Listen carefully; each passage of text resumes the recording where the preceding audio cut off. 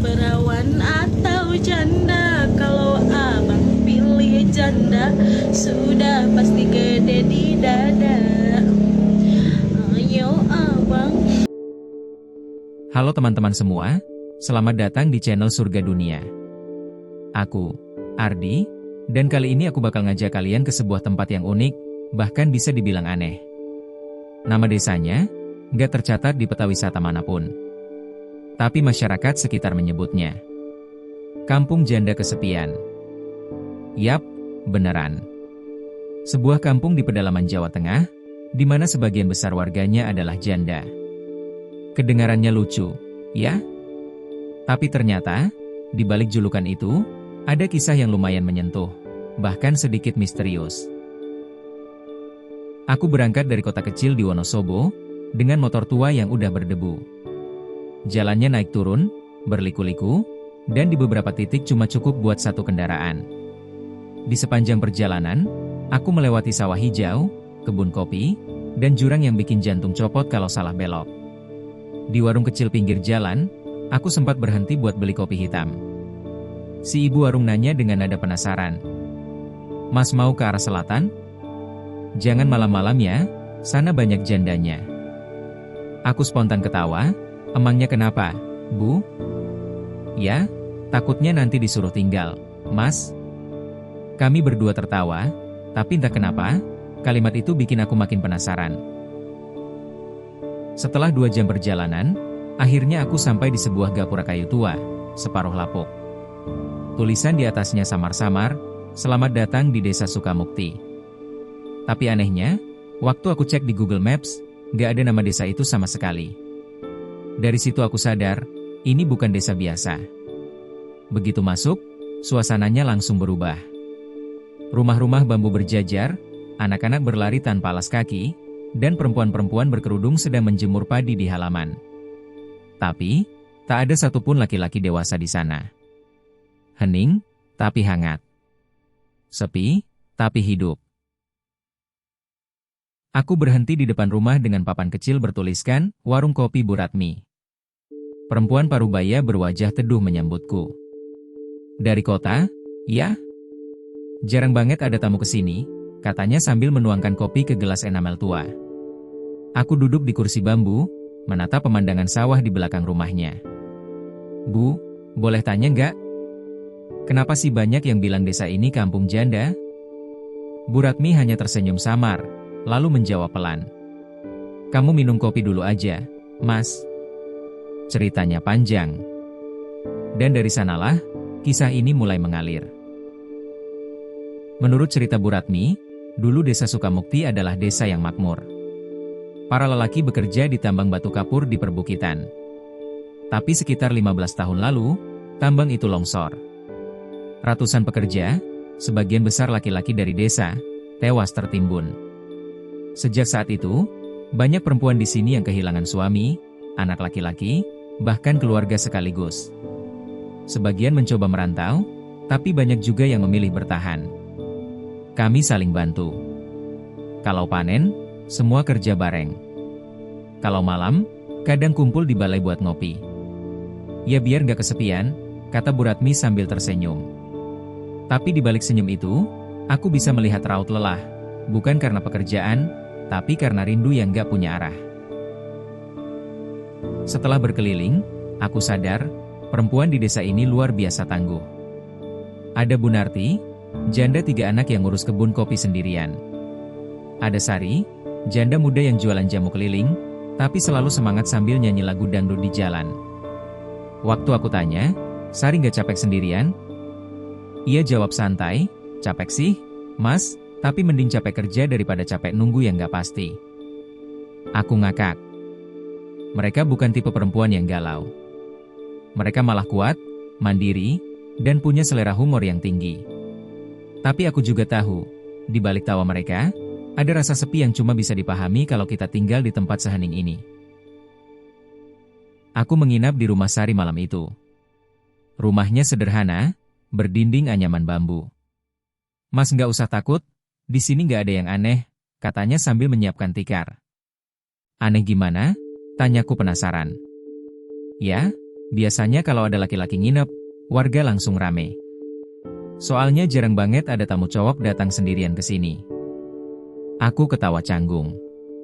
Tapi benar saja, malam itu beberapa ibu datang membawakan makanan, dari sayur lodeh, sampai pisang rebus. Katanya, buat tamu dari kota, biar betah. Sari berbisik pelan di telingaku, nah kan, baru datang aja udah dikerumunin. Aku cuma bisa senyum, tapi dalam hati berpikir. Kayaknya, kalau cowok lajang lama-lama di sini, bisa-bisa nggak pulang lagi. Malam makin larut. Di luar, suara jangkrik makin nyaring. Aku dan Sari duduk di teras, ditemani kopi hitam dan cahaya lampu minyak. Mas Ardi, orang kota kayaknya susah ya hidup di tempat kayak gini, tanyanya. Aku jawab, susah enggak, tapi butuh adaptasi. Di sini sunyi banget. Ia tersenyum lembut. Sunyi itu bukan musuh, Mas. Kadang malah bikin kita sadar, siapa yang benar-benar kita rindukan. Kata-kata itu membuat suasana mendadak hening. Di balik kesederhanaannya, ada kedalaman yang sulit dijelaskan. Dan malam itu, aku sadar. Kampung ini bukan cuma soal janda dan kesepian. Tapi tentang bagaimana manusia bertahan, bahkan setelah kehilangan hampir segalanya. Pagi di kampung Sukamukti terasa damai sekali. Aku terbangun bukan karena alarm, tapi karena suara ayam jantan dan tawa para ibu yang sedang menumbuk kopi di dapur belakang. Sari sudah bangun duluan, pakai kain jarik dan baju lengan panjang warna hijau daun. Rambutnya dicepol, dan di wajahnya ada senyum yang, ya, khas perempuan desa, tulus dan tenang. Mas Ardi mau kopi? Tanyanya sambil menyiapkan air panas.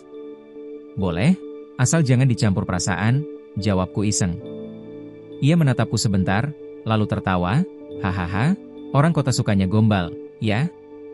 Dan begitulah, pagi di desa dimulai dengan tawa ringan yang hangat. Aku perhatikan, kopi di sini rasanya beda. Pekat, tapi nggak pahit. Kata Sari, itu karena mereka sangrai sendiri pakai kayu kering dari kebun, bukan mesin. Kopi ini yang bikin kami kuat, Mas. Dulu waktu masih ada suami, kami biasa nyeduh buat mereka sebelum ke tambang. Sekarang, kopi ini yang nemenin kami tiap pagi, kata Sari sambil menatap ke arah bukit. Ada diam panjang di antara kami. Aku bisa lihat, meski mulutnya tersenyum, tapi matanya penuh kenangan. Makanya, di sini kopi bukan sekadar minuman, tapi semacam pengikat cerita, tambahnya. Dan benar saja, hampir setiap rumah yang aku datangi, selalu menyajikan kopi sebagai tanda penerimaan. Mungkin karena di desa ini, kopi dan kenangan adalah dua hal yang sulit dipisahkan. Siang menjelang sore, aku diajak Bu Ratmi ke balai desa. Di sana, beberapa perempuan sedang sibuk menyiapkan acara rutin, Pasar Purnama. Pasar ini bukan pasar biasa. Hanya buka sekali seminggu, dan yang berjualan semuanya janda. Ada yang jual rempah, ada yang jual kain batik buatan tangan, ada juga yang jual hasil kebun seperti kopi, singkong, dan madu hutan. Uniknya, suasana pasar ini penuh tawa. Mereka saling menggoda satu sama lain. Bu, kapan nikah lagi? Ah, males, yang muda aja sekarang lebih cerewet dari emak-emak. Tawa mereka meledak. Aku ikut tertawa, tapi juga kagum. Mereka bisa menjadikan kehilangan sebagai bahan candaan, bukan kesedihan. Sebuah bentuk kekuatan yang jarang aku temui di kota. Saat matahari mulai condong, aku duduk bareng Bu Ratmi di tepi sungai kecil yang mengalir di belakang desa. Ia bercerita pelan, suaranya hampir tenggelam oleh suara air. Suamiku dulu kerja di tambang. Hari itu aku sempat buatin bekal, tapi lupa ngasih cium pamit. Sorenya, kabar itu datang. Aku diam. Setiap sore aku duduk di sini. Dulu nunggu dia pulang. Sekarang cuma nunggu air lewat, sambil doa. Aku menatap wajahnya yang mulai berkeriput, tapi di matanya masih ada cahaya. Cahaya orang yang sudah berdamai dengan masa lalu. Bu, nggak kepikiran nikah lagi? Tanyaku pelan. Ia tertawa kecil. Laki-laki sekarang pada takut sama janda, Mas. Katanya, janda itu kuat, mandiri, nggak butuh siapa-siapa. Aku jawab pelan, mungkin mereka cuma minder, Bu. Bu Ratmi tersenyum. Ya, mungkin. Malam itu, suasana desa berubah. Lampu-lampu minyak dinyalakan di setiap rumah. Anak-anak berlarian sambil tertawa, dan aroma kopi tercium di udara. Ini acara rutin, Mas. Namanya ngopi bareng janda, kata Sari. Aku ikut duduk di antara para ibu dan perempuan muda. Mereka menari kecil sambil menyanyi lagu-lagu Jawa lama. Tak ada rasa malu, tak ada rasa sedih, yang ada cuma tawa dan nyanyian. Bu Narti berdiri dan berteriak. Hidup tanpa suami bukan akhir dunia. Yang penting masih bisa ketawa dan kopi nggak habis. Semua tertawa. Aku ikut tepuk tangan. Dalam hati aku berpikir, mungkin inilah bentuk lain dari keberanian, berani bahagia, bahkan setelah kehilangan. Setelah acara usai, aku duduk agak jauh dari kerumunan, ditemani Sari. Mas, orang kota pasti mikir aneh ya, ngelihat ibu-ibu janda ketawa gitu? Aku menggeleng. Enggak, justru aku kagum. Kalian lebih kuat dari yang banyak orang kira. Ia terdiam sejenak, lalu berkata pelan. Kadang kita tertawa bukan karena bahagia, Mas. Tapi karena kalau nggak ketawa, kita bakal nangis. Kalimat itu menancap dalam. Angin malam meniup rambutnya, dan di langit, bulan purnama menggantung penuh. Aku diam, mendengarkan detak jantungku sendiri di tengah keheningan malam pegunungan. Desa ini memang sunyi, tapi setiap sudutnya punya cerita yang berbicara lebih keras dari kata-kata. Besok paginya, aku mendapati suasana desa agak tegang. Ternyata semalam ada kabar dari kabupaten, desa ini akan digusur sebagian untuk proyek jalan baru. Para ibu mulai cemas. Mereka takut kehilangan tanah, rumah, dan kebun yang selama ini jadi sumber hidup. Mas, kalau nanti desa kami hilang, siapa yang bakal ingat kami? Kata Sari dengan suara parau. Aku terdiam lama. Karena memang begitulah nasib desa-desa kecil di negeri ini, kadang terlupakan, kadang hanya jadi berita sesaat. Tapi di dalam hati aku janji. Aku bakal ceritain kisah kalian. Biar dunia tahu, di balik kata kampung janda, ada perjuangan yang luar biasa. Dan sejak hari itu, aku tahu. Perjalanan ini bukan sekadar liputan, tapi semacam panggilan jiwa untuk melihat sisi lain dari manusia, mereka yang hidup dalam kehilangan, tapi tak pernah menyerah. Kopi mereka bukan cuma hitam, tapi juga menyimpan warna kehidupan. Dan tawa mereka, bukan sekadar bahagia, tapi juga cara paling indah untuk menutupi luka. Pagi berikutnya, suasana desa terasa agak berbeda. Mungkin karena sekarang semua orang tahu, ada laki-laki dari kota yang sedang menginap di rumah Sari. Aku baru keluar rumah, dan langsung disambut dengan senyum-senyum kecil. Ada yang bisik-bisik, ada yang pura-pura nyapu tapi matanya melirik. Loh, itu tuh orangnya? Iya, katanya wartawan, tapi ganteng juga ya. Aku cuma bisa nyengir.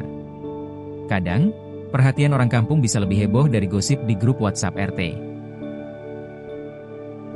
Siang itu aku mampir lagi ke warung Bu Ratmi.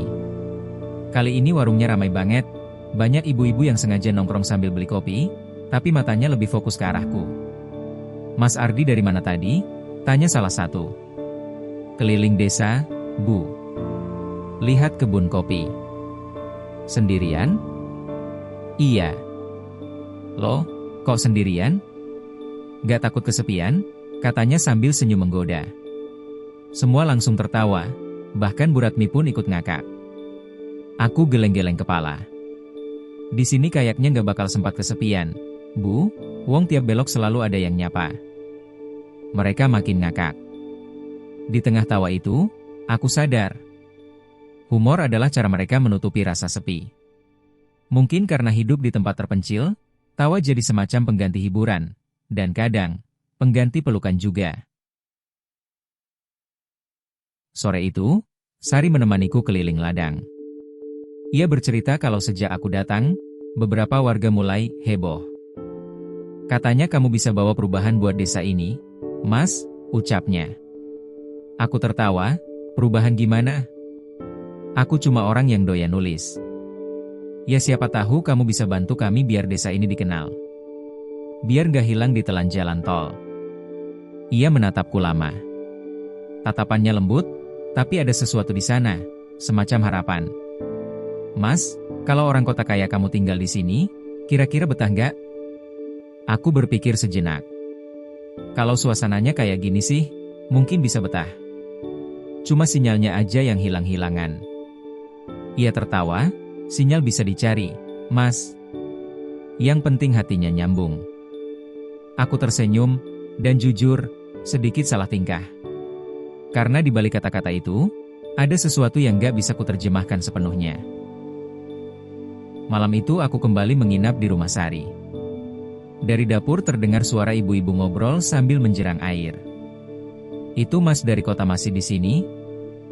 Masih, Bu. Hati-hati, entar ada yang jatuh cinta. Mereka tertawa pelan.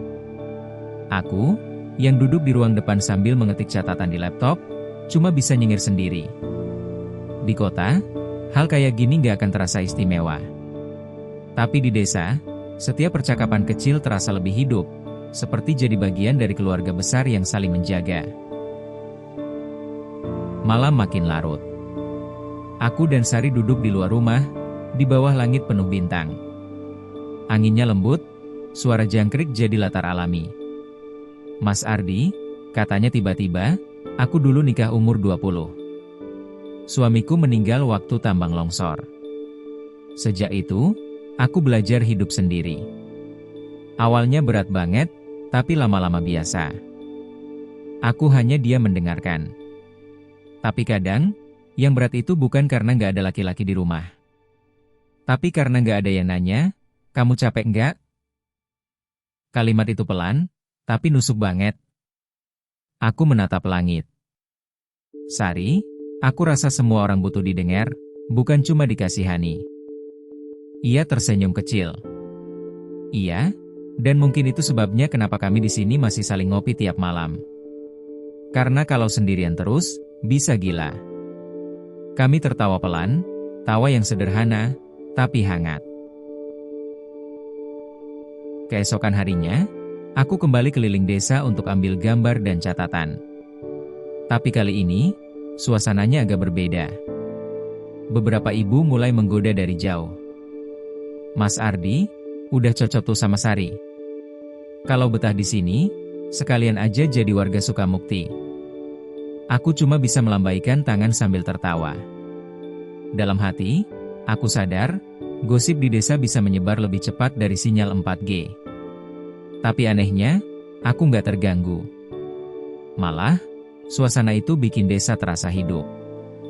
Di tengah semua candaan itu, aku merasakan sesuatu yang jujur, bahwa mereka sebenarnya ingin ada sosok laki-laki yang bisa jadi bagian dari kehidupan mereka lagi. Bukan karena mereka lemah, tapi karena mereka manusia. Malam ketiga, aku terbangun oleh suara isak pelan dari dapur. Aku mengintip, ternyata Bu Ratmi sedang duduk di lantai, menatap foto lamanya bersama suami. Maaf, Bu, saya ganggu? Ia tersenyum, menyeka air mata. Gak apa-apa, Mas. Kadang malam begini suka kangen aja. Kangen punya teman ngobrol. Aku duduk di sampingnya tanpa bicara. Di luar, hujan rintik-rintik turun, menambah sunyi suasana. Mas, tolong tulis ya cerita kami ini. Biar orang kota tahu, janda itu bukan perempuan yang kalah. Kami cuma perempuan yang pernah menangis, tapi nggak berhenti jalan. Aku menatapnya dan mengangguk pelan. Saat itu, aku tahu, perjalanan ini bukan cuma tentang mencari kisah viral, tapi tentang memahami makna hidup yang sebenarnya. Desa ini mungkin jauh dari mana-mana. Tapi di balik sunyi dan tawa mereka, aku menemukan sesuatu yang gak pernah aku temui di kota. Ketulusan tanpa syarat. Kadang, kesepian memang jadi bagian dari hidup. Tapi di sini, mereka belajar menjadikannya teman, bukan musuh. Dan mungkin, karena itulah, kampung janda kesepian justru terasa paling hidup di antara tempat-tempat yang pernah kukunjungi. Sekian dulu dari aku, kita lanjut di video selanjutnya. Jangan lupa komen, apakah kamu mau ke sini? Biar kamu tahu hangatnya kampung janda ini. Dan tentunya jangan lupa share, subscribe juga biar gak ketinggalan video-video selanjutnya.